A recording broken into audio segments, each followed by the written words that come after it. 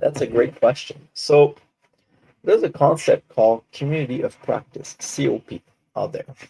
A community of practice is essentially getting people together that share a common interest and exchanging in a slightly informal way about what they're going through, their challenges, what's going well, and learning from each other.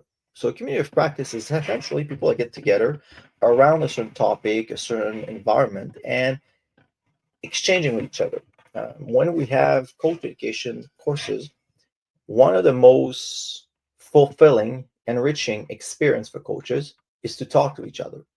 And it's very difficult when we are in face-to-face environment or in person, when we do group discussion among coaches, to get them to stop talking. It's literally like taking a child away from his mother when we have to move on to different topics because they're so engaged, they're so passionate.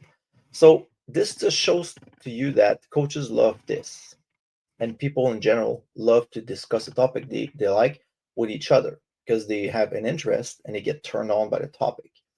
So in terms of online, there are tools. It will never replace the experience in person, but you could have things like doing breakout rooms.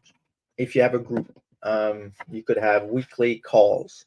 You could have an online forums when people post things. I was just privy to a program that was run by Baseball Canada for women coaching recently, and the young lady, I'll name her name, Megan Condary, put together a program for training women coaches in baseball.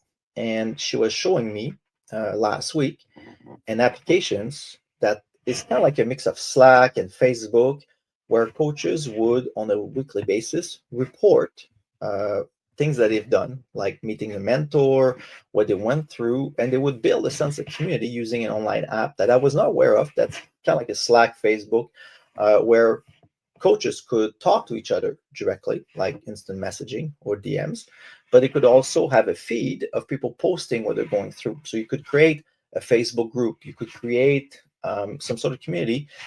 The challenge when it comes to create communities, people have so many of those that eventually they don't engage. So they become stale and nobody uses them. So you've got to have someone that, much like a snowball, needs to get things rolling. You need someone to post and engage and ask questions and invite someone to comment on something else. So you need a moderator, you need a community leader in order to get this ball rolling. But people do like those.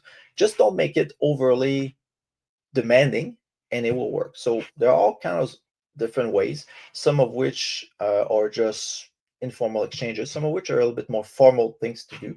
But community practices or finding a common place in a virtual environment to exchange will help create a sense of community, although not as easily as it might be in person. Now, if you have the luxury of knowing each other in person, one of the things that can be done is supplement that sense of community with online tools during the week.